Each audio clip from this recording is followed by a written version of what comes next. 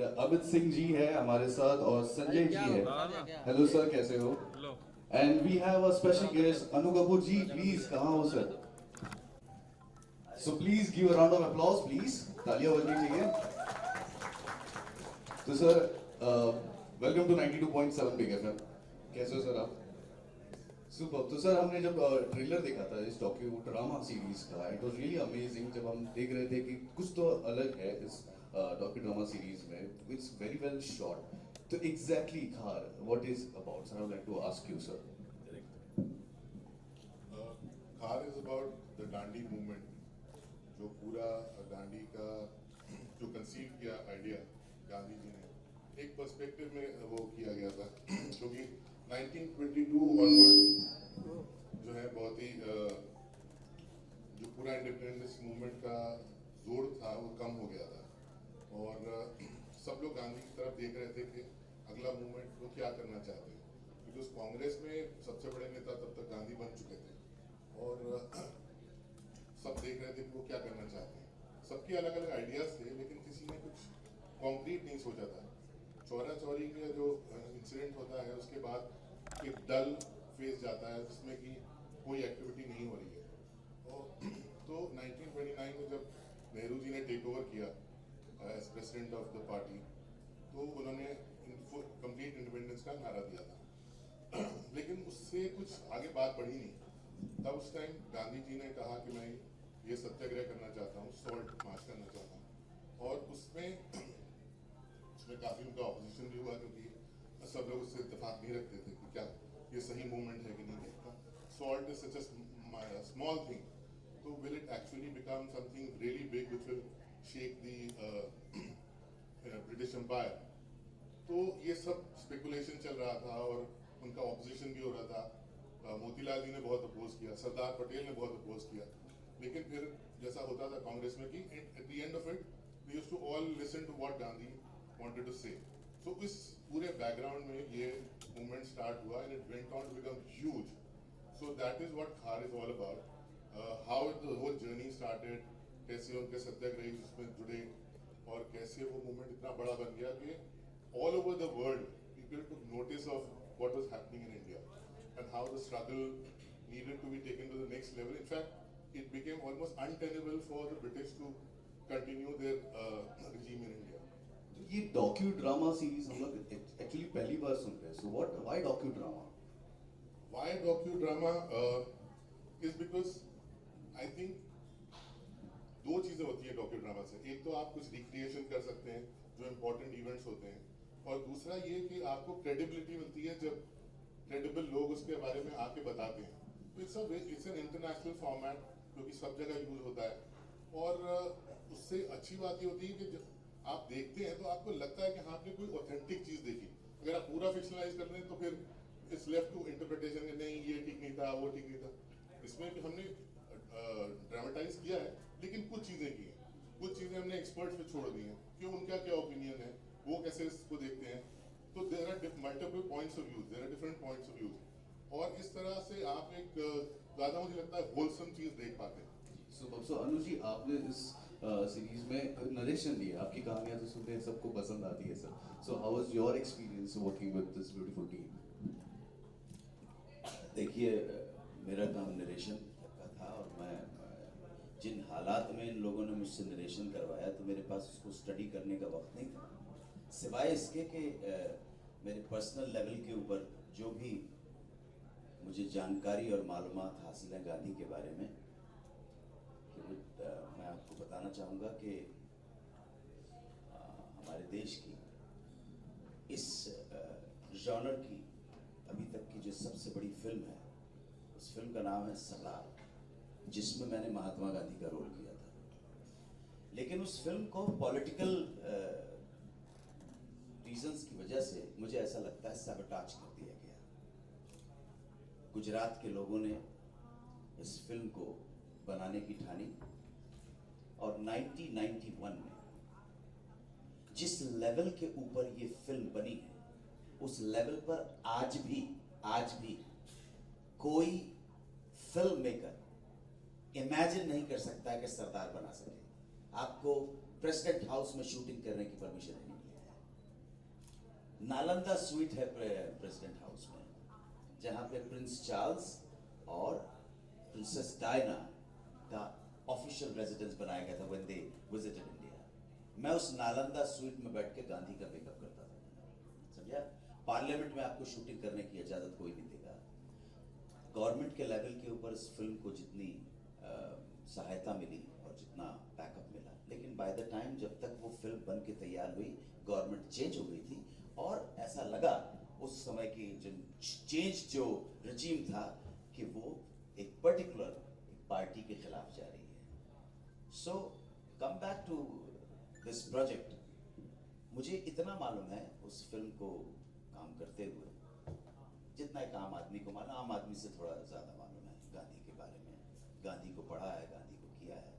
लेकिन इम्पॉर्टेंट बात मुझे ये लगती है कि एक डिजिटल प्लेटफॉर्म पर जिस किसी ने भी ये कंसीव किया कि भाई मुझे ये खार नाम की एक गांधी के ऊपर एक सीरीज डॉक्यू ड्रामा जिसको कहते हैं वो बनानी है, वो काबिल तारीफ है। जहाँ छिछोरापंती हो रही है वहाँ पर उसके बीच में आप एक कंटेंट ड्रिवन एक काम करते हैं, तो जो भी कंटेंट ड्रिवन काम करेगा, एक ऐसा काम जिसमें ऐसा लगे कि हाँ यार कुछ है, तो वो तो अनु कपूर के प्रेज डिजर्व करेगा। इसलिए कि मैंने कहा कि मेरा तो कुछ कंट्रीब्यूशन है भी नहीं यार, मैं तो आप बुला लो तो मैं आपको वो कर दूंगा कल के नहीं सुनो ना, आपने तो सनी लियोनी भी बनाई है ना, ठीक है, ओके, प्रॉब्लम नहीं है।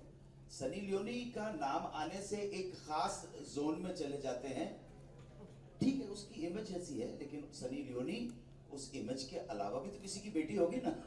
मैं तो खैर ना टीवी देखता हूँ ना फिल्म देखता हूँ, लेकिन एक जनरली जो एक आम आदमी को इंप्रेशन मिल सकता है जो बहुत ही बोरिंग है, मेरे जैसा आदमी, मैं अपना प्रोग्राम नहीं सुनता हूँ। मैंने 5 साल हो गए आपके, मैंने एक शायद 23 मिनट शायद सुना था, तो इमीडिएटली अपने राजश्री अर्पिता को फोन किया। मैंने कहा तुम क्या यार, तुम 21 मिनट के ऐड चलाते हो, कहाँ जाएगा, मेरे तो लिसनर चला जा रहा है। तो इमीडिएटली तरुण कटियाल तक बात पहुंची, तो वो एक्सप्लेन करने लगे, नहीं जी वो तो 21 मिनट का नहीं था, वो तो केवल 15 मिनट का था। अरे 15 मिनट में भी मेरा व्यूअर जा रहा है भाई।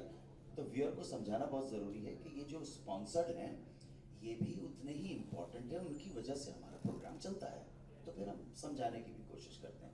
लेकिन वही वाली बात है कि आपने ये प्रयत्न किया, ये बहुत बड़ी बात है। बाकी गांधी एक महान आदमी थे, इसमें कोई शक नहीं है, और आम आदमी की नजरों में यह है कि गांधी के अथक परिश्रम की वजह से आपको आजादी मिली है, और उसके साथ साथ बहुत सारी कंट्रोवर्सीज भी हैं, आप समझे ना। ध्यान रहे, गांधी बहुत बड़े आदमी थे, बड़े आदमियों से बड़ी भूलें होती हैं, अपन छोटे आदमी हैं, छोटे आदमी से छोटी भूलें होती हैं, पहली बात। और दूसरी बात, इंपॉर्टेंट बात यह है कि एक आदमी बहुत अच्छा है, बहुत अच्छा आदमी है, मैं भी अच्छा आदमी, ये भी अच्छे हैं, इनको भी मैं बहुत साल पहले से जानता हूँ। तुम तो उम्र में छोटे ही हो यार, बहुत 20 साल छोटे हो, 20 से 15 साल, अच्छा इतने भी छोटे, कौन सा तो इतना भी छोटा नहीं।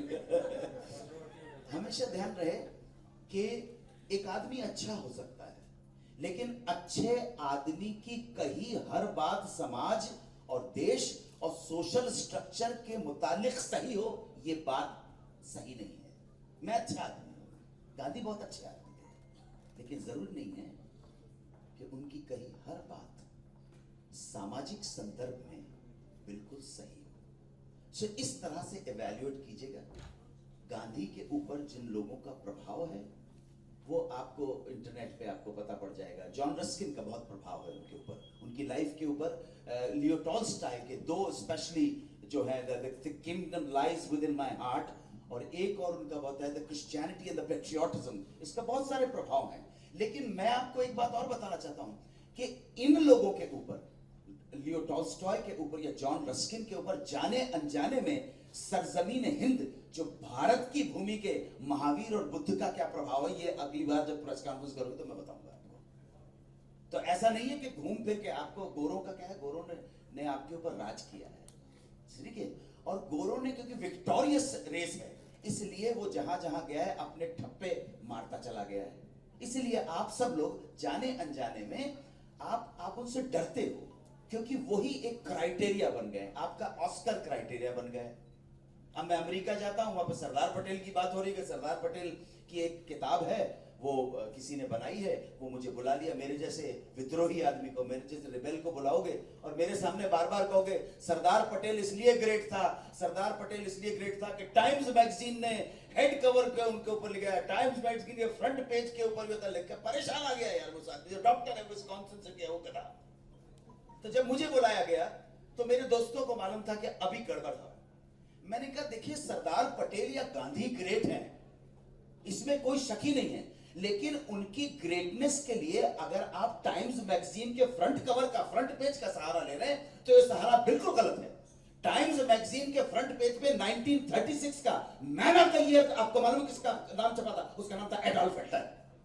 एडोल्फ हिटलर को मैन ऑफ द ईयर किया गया था, और आगे आने वाले में उसमें सरदार पटेल आ गए, उसमें गांधी आ गए। तो ये जो फ्रिवलस किस्म की जो मयार है, स्टैंडर्ड है, जो पैमाने हैं, उनसे आपको बचना है बहुत अच्छी तरह से।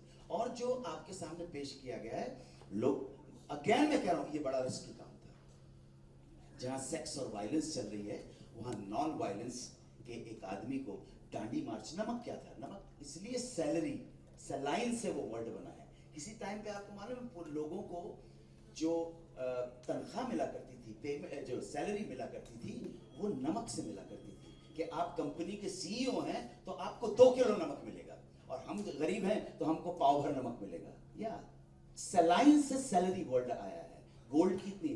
और अगर आपने हमारे 92.7 बिग एफएम ने पानी बचाने का जल ही कल है योजना है, और अगर हमने पानी नहीं बचाया तो अगले टाइम के ऊपर हमारी जो पीआर है उषा मराठी, उनकी तनख्वाह होगी कि 10 लीटर पानी, यही सैलरी है आपकी। नहीं बस सही बोल रहा हूं आपको। हमको भविष्य के लिए बहुत वैज्ञानिक तरीके से अपने देश को आगे बढ़ाना है। गांधी की बात हो रही है, गांधी पूजनीय है। अगर गांधी के प्रति आपके मन में एक भाव है, आप उनको समझते नहीं हैं या उनकी बातों से अग्री नहीं करते, तो पूरे देश में गांधी की चर्चा होनी चाहिए, पूरे देश में चिंतन होना चाहिए। गांधी व्यक्ति थे कि अगर किसी को क्रिटिसाइज भी करते थे तो उनके क्रिटिसिज्म में, क्रिटिसिज्म अलग चीज है, अब्यूज बिल्कुल अलग चीज है। हमारे मुल्क के अभी अब्यूज हो रही है, क्रिटिसिज्म नहीं हो रहा है। जब क्रिटिसिज्म हो वो गांधी से, अच्छी बातों से हम गांधी की जो प्रेरणा ले सकें वो लें, और जो गांधी की कोई बात पसंद नहीं है वो बहुत ही रैशनल ऑब्जेक्टिव लेवल के ऊपर जाके उसको डिस्कार्ड कर दें। आप समझे? गांधी का नोट के ऊपर गांधी जी की तस्वीर है, कम से कम उस तस्वीर का अगर आदर करें तो बहुत अच्छा हो जाएगा। गांधी की बहुत सारी बातें गलत भी थी, मैं अभी भी बोलता गांधी की बहुत सारी बातें गलत थी, लेकिन एक आदमी ने श्रम किया, नॉन वायलेंस के तौर पर एक नई चीज सामने लाया। और मैं अभी भी बोल रहा हूँ कि ये भी है कि दुनिया आज जो मृत्यु के कगार पे पहुंची, आज हाइड्रोजन बम तो बहुत मामूली सी चीज हो गई है यार। पहले साइंस ने इलेक्ट्रॉन, प्रोटॉन, न्यूट्रॉन के उसको भी डिसइंटीग्रेट करके अभी कई बात आगे बढ़ी, तो हम लोग मौत के कगार के ऊपर बैठे हुए हैं, चलती उसके ऊपर। तो मेरा ऐसा मानना है कि कभी दुनिया में एक मूलभूत लेवल के ऊपर, कभी दुनिया में अगर शांति और पीस की बात अगर संभव हुई तो विश्वास मानना, वो खुशबूदार हवा के झोंके भी पीस के, शांति के, अमन के, चैन के, सुकून के, वो भी भारतवर्ष की भूमि से आएंगे, क्योंकि यहाँ पे गांधी पैदा हुए हैं, यहाँ महावीर पैदा हुए हैं, यहाँ कबीर पैदा हुए हैं, और यहाँ पे बुद्ध पैदा हुए हैं।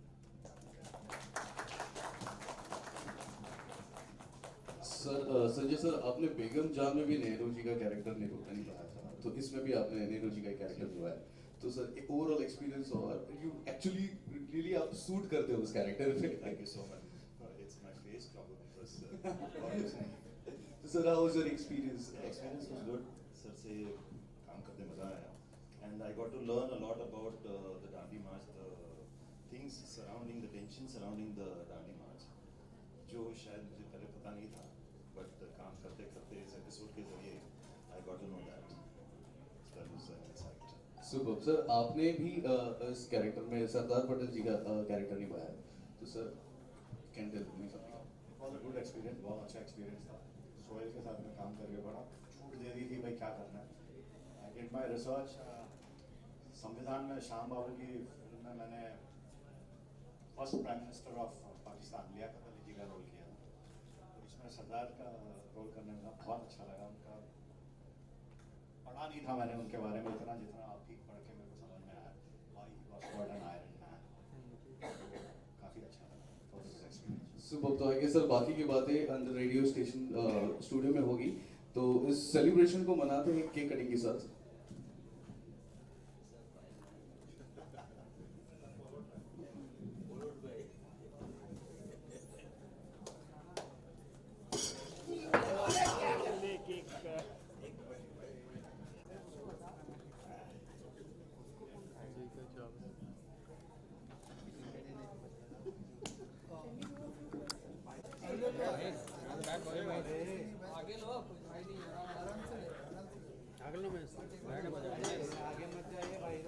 कुछ हुआ कवर अप सर। सर थोड़ा आगे आ जाएंगे क्योंकि ऑडियो नहीं है। मनोज जी की आवाज़ बुलंद है भाई, दूर तक जाएगी।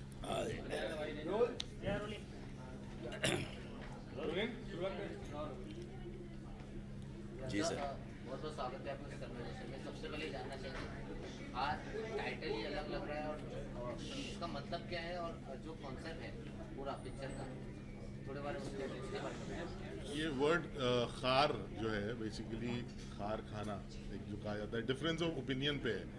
तो जो बेसिक थीम था वो ये था कि there was a slight bit of conflict between when Gandhi ji wanted to do the salt satyagraha और जो बाकी कांग्रेसमैन थे उनका एक अलग ओपिनियन था इसके बारे में कि ये करना ज़रूरी है क्या क्या। There are very important issues, जैसे सरदार पटेल जो है लैंड रिफॉर्म्स पे मूवमेंट शुरू करना चाहते थे, मोतीलाल जी किसी और चीज़ को उठाना चाहते। तो बेसिक डिफरेंस ऑफ ओपिनियन था जिसको लेकर के ये एक बेसिकली पेग है प्रोग्राम के लिए। बाकी तो जो है वो डांडी यात्रा के ऊपर सब है। तो जैसे टेलीविज़न में एक हुक चाहिए होता है तो ये उस तरह का हुक है। ऑब्वियसली किसी भी पॉलिटिकल पार्टी में हमेशा सबके ओपिनियंस एक नहीं होते हैं, अलग अलग ओपिनियंस होते हैं किसी भी चीज़ के। और कांग्रेस में उस टाइम जो उस टाइम की कांग्रेस थी उसमें ऑब्वियसली बड़े नेता थे, सबका अपना ओपिनियन था और वो लोग खुल के बात करते थे। अगर किसी को पसंद नहीं था तो वो लिखते थे। इनफैक्ट कहा जाता है कि पंडित मोतीलाल जी ने 20 पन्ने की चिट्ठी लिखी थी बापू को, ये बताते हुए कि कैसे ही आपका जो मूवमेंट है ये बिल्कुल गलत है। गांधी जी ने उसको किसी की चीज़ को ऑब्जेक्शन नहीं लिया, उनको सिर्फ एक छोटा तार भेजा ये कह के कि करके देखना मज़ा आएगा। और बाद में क्योंकि जैसे मैंने पहले भी कहा था कि कांग्रेस वाले घूम फिर के वहीं आ जाते थे जहां बापू का ओपिनियन होता था, अपनी इच्छा सब लोग जाहिर करते थे। तो उन्होंने वो जब किया तो उनको करने से पहले अरेस्ट कर लिया गया। तो ऐसा नहीं है कि उन्होंने मुखालफत के बावजूद जो है वो कुछ नहीं किया, उन्होंने किया वही किया जो बापू चाहते थे और उनको अरेस्ट भी कर लिया गया। तो बेसिकली हम ये दर्शाना चाहते थे कि डिफरेंस ऑफ ओपिनियंस थे और होने भी चाहिए। इंडिविजुअल पर्सनालिटीज़ हैं, सबके अपने अपने ओपिनियंस होंगे। काफ़ी आसान रहा है नरेशन आपके लिए पिक्चर नरेशन देना? नहीं, मेरे लिए लाइफ में कभी भी कोई चीज़ आसान नहीं रही है। हम तो स्ट्रगलर हैं, हम तो बहुत मेहनत करनी पड़ती है। थोड़ा सा हैंडसम होते तो थोड़ी कम मेहनत करनी पड़ती है, स्टारडम जल्दी मिल जाता है, लेकिन ऐसा हमारी किस्मत नहीं है।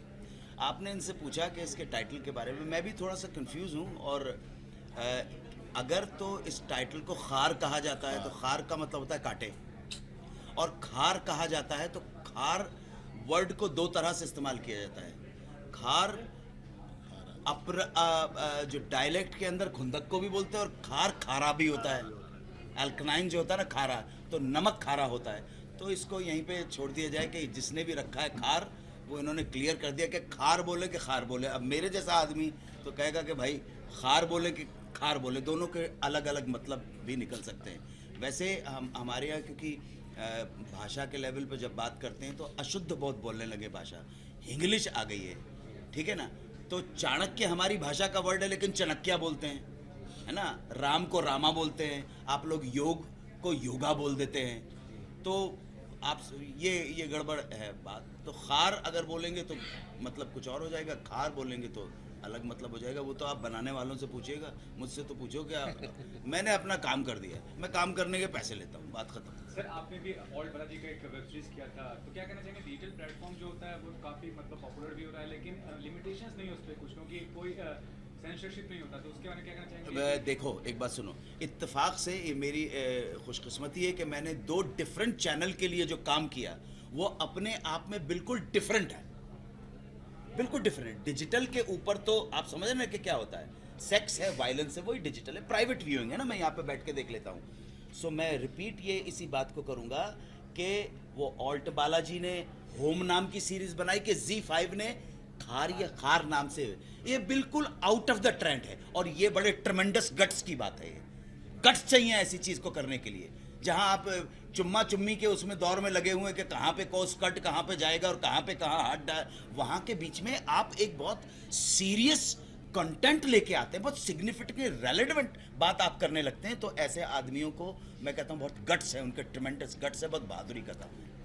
लेकिन हम जब भी देखते हैं डिजिटली वेब सीरीज हो या कोई भी हो, जैसे भी आपने कहा कि स्पॉन्सर्स और बहुत ज़रूरी भी है, एड्स आते हैं करीबन 30 सेकंड और इतने लंबे हम फीचर फिल्म थिएटर में देखते तो ऐसा नहीं होता है, काफ़ी कुछ होता है, तो इससे भी जो व्यूअर्स होते हैं काफ़ी परेशान होते हैं।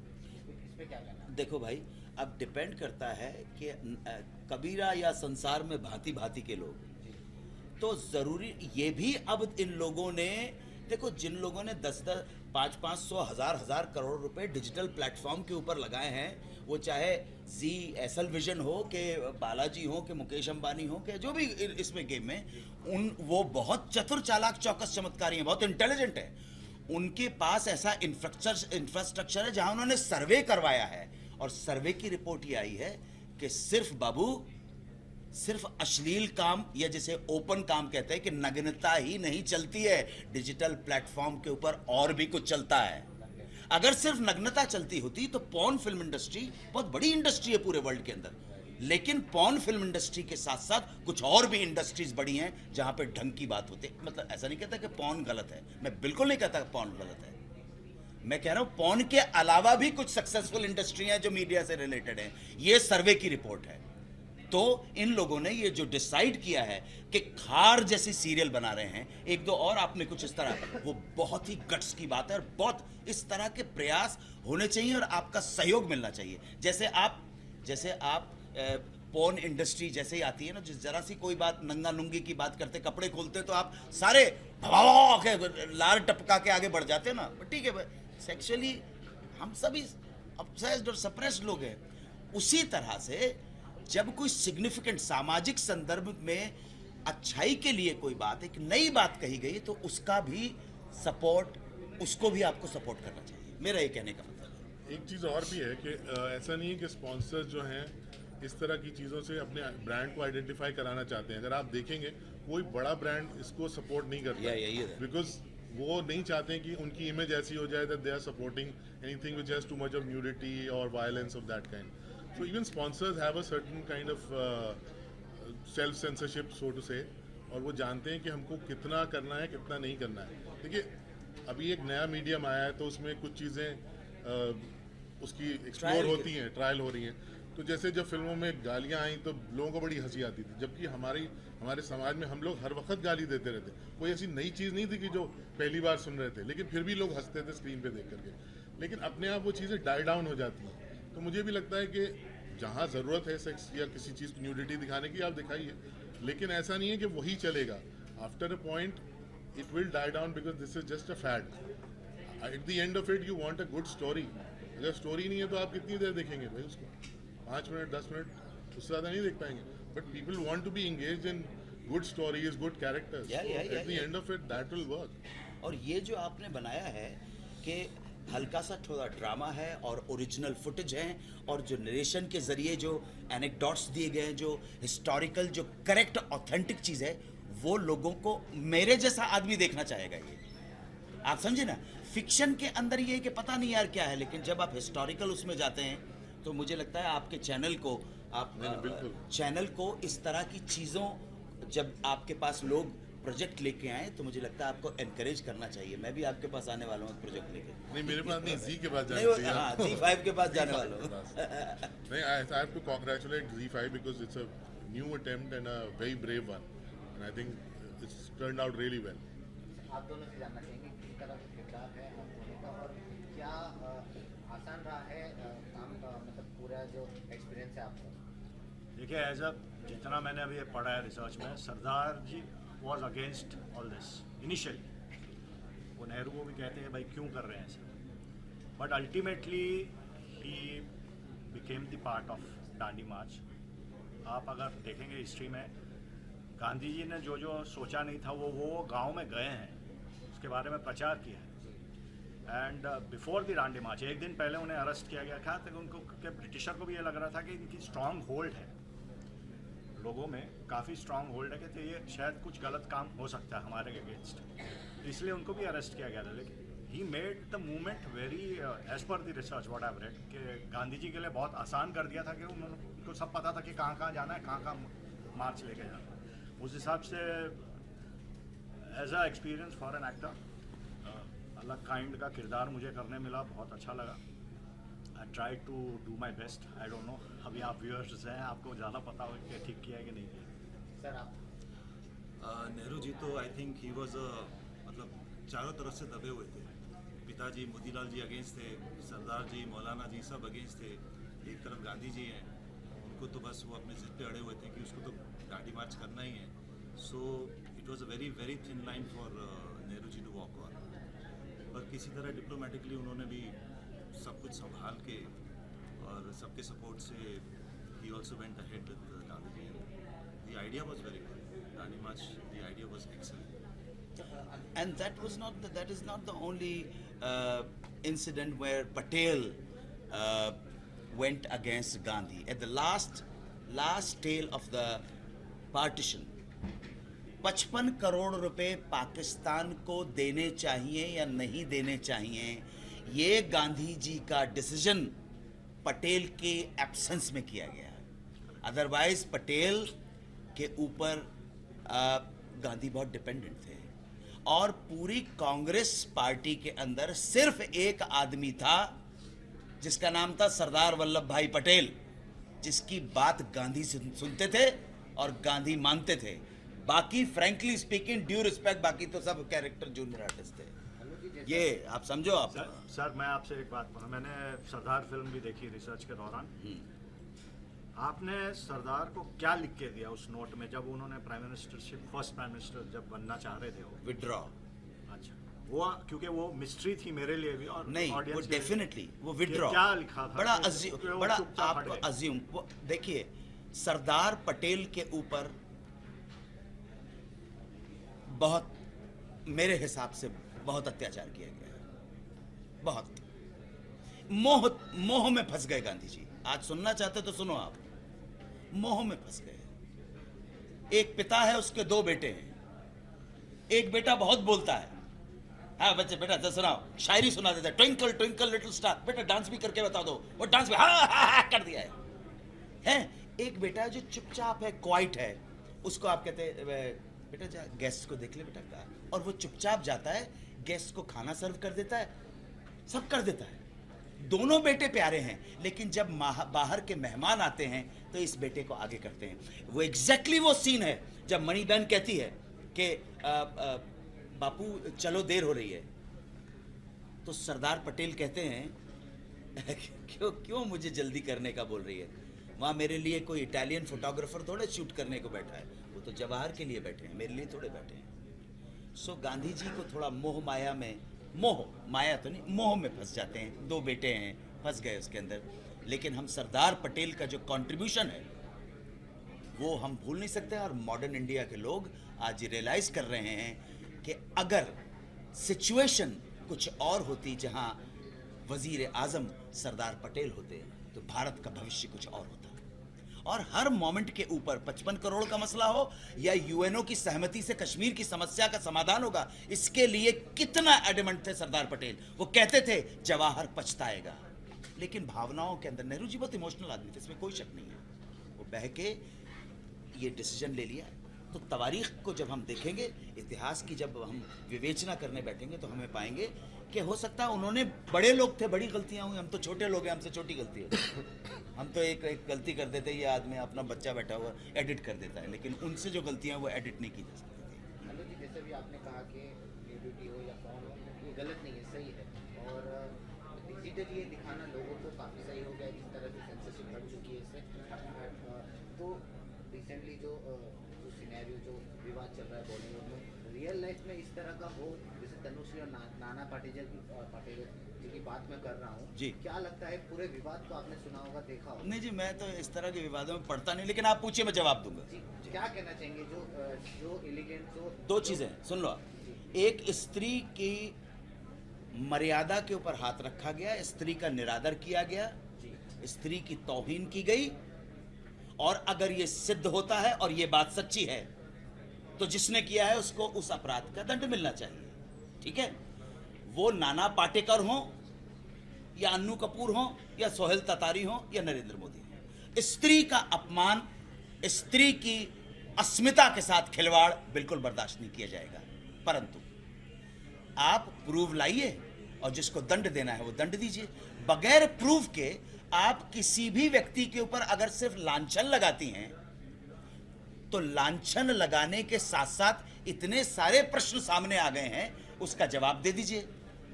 जवाब ये पूछा जा रहा है। आज हमारे महाराष्ट्र के उप जो गृह मंत्री, उन्होंने बहुत अच्छी बात की। आप पुलिस में रिपोर्ट लिखाइए ना, आप मीडिया के सामने क्यों ट्रायल कर रही है भाई? तो इसका मतलब यह है कि कहीं आपके इंटेंशंस के ऊपर मुझे शक होने लगता है। भैया मेरे को गड़बड़ है, मैं कहां जाऊंगा? मेरा लोकतंत्र है, मेरा पुलिस है, मैं पुलिस स्टेशन में जाऊंगा ना। लेकिन आप पुलिस स्टेशन में नहीं जा रही हैं। वो गृह मंत्री जी ने बहुत मास्क, क्या नाम है अपने गृह मंत्री, बहुत अच्छी बात की। लॉजिक की बात करो। हम किसी के ना फेवर में हैं ना किसी के अगेंस्ट हैं, हम तो सत्य के साथ है जी। आप प्रूव कर दीजिए, हो जाएगा काम हमारा। आज तो हमारे जो सर्वोच्च न्यायालय के माननीय आदरणीय गोगोई साहब हमारे चीफ जस्टिस, उससे पहले न्यायमूर्ति श्री दीपक मिश्रा जी है। अरे यार, हमारा न्यायालय बहुत अच्छा है, बहुत अच्छा है हमारा हिंदुस्तान। ठीक है, हमारी कुछ 10 कमियां हो सकती हैं यार, उन कमियों को दूर करेंगे हम। लेकिन इस भारतवर्ष के अंदर ऐसी भी आवाजें हैं, भारतवर्ष की भूमि पर रह के भारत हिंदुस्तान मुर्दाबाद के नारे लगाते हैं। हिंदुस्तान गंदा देश है, मुर्दाबाद के नारे वहां जेएनयू के अंदर लगते हैं। उससे बड़ा प्रजातंत्र आपको क्या चाहिए यार? उससे बड़ा और जमहूरियत आपको, डेमोक्रेसी क्या चाहिए? नेहरू से भी एक बार, जब नेहरू जी बात करते थे गरीबी की हटाएंगे, आजादी आएगी, अपना राज होगा, बहुत फेमस किस्सा है। एक बुढ़िया नेहरू जी के पास आई और बुढ़िया ने क्रिटिसाइज करना शुरू कर दिया नेहरू को। ये क्या है, ये कौन सा अपना राज है? गोरे चले गए, अब हमारे को सुनता नहीं है, हमारी गरीबी कट जाएगी, कौन सा स्वराज आया है, क्या प्रजातंत्र की बात कर रहा है? तो नेहरू जी ने कहा, माई इससे बड़ा प्रजातंत्र और क्या हो सकता है कि तू भारत के, स्वतंत्र भारत के प्रथम प्रधानमंत्री को सबके सामने गाली दे रही हो, मैं सुन रहा हूं। इससे बड़ा प्रजातंत्र क्या हो सकता है? बहुत अच्छा देश है यार हमारा। ठीक है, इतने बड़े देश के अंदर इतनी समस्याओं के साथ जूझना, जहां कितनी तरह के धर्म है, जाति है, संप्रदाय है, भाषा है, अंचल है, किसी के नाम पर एक नहीं हो पा रहे हैं, तो भारत माता के नाम पर एक हो जाओ यार, तिरंगे के नाम पर एक हो जाओ। आप तिरंगा का अपमान करते हो, पीट रहा उन लोगों को जो तिरंगे का और राष्ट्रीय गान का अपमान करते हैं, जो स्त्री की स्मिता से खेलते हैं। अगर प्रूफ हो जाए तो अंदर कर दो, फांसी चढ़ा दो। अब तो फांसी आ गई है ना, सीधा क्लियर बात है यार। लेकिन मुझसे ये सुनवाना कि तनुश्री दत्ता गलत है कि नाना पाटेकर गलत है, बगैर सत्य को जाने हुए किसी को भी ना तो मैं गलत बोलूंगा ना सही बोलूंगा। क्लियर है? So let's have one last question. लेकिन ये 10 साल बाद आना ये भी गलत लगता है कहीं ना कहीं। सर, हमारे गृह मंत्री कह रहे हैं कि आपने पुलिस में रिपोर्ट क्यों नहीं लिखवाई? वही आपने, 10 साल बाद। यस, हमारा एक और कलीग था, जूनियर था, उसका करियर बर्बाद हो गया सर। उस लड़की ने जाके पुलिस में रिपोर्ट लिखवाई, उसका रेप का वो पूरा मेडिकल टेस्ट हुआ, उस बेचारे का करियर बर्बाद हो गया शायद नहीं अनुजय का, उसने फौरन रिपोर्ट लिखवाई। आप 10 साल के बाद तो फिर प्रश्न उठने खड़े होते हैं। नाना पाटेकर के भी सपोर्ट में कुछ लोग, अरे मैंने नाना पाटेकर के साथ काम किया है, बल्कि मेरी लाइफ की जो पहली फिल्म मैंने डायरेक्ट और प्रोड्यूस की, उसका मेन हीरो तो नाना पाटेकर था। लेकिन मैं इतना बता सकता हूं, उस टाइम के ऊपर नाना पाटेकर 65 लाख रुपए लेता था, लेकिन फिल्म का सब्जेक्ट देखने के बाद, फिल्म की स्क्रिप्ट पढ़ने के बाद, नाना पाटेकर ने मेरी फिल्म 21,000 रुपए में की थी। मैं तो प्रत्यक्षदर्शी गवाह हूं, वहां पे तो ऐसा कुछ नहीं हुआ। सो प्रश्न उठ रहे हैं।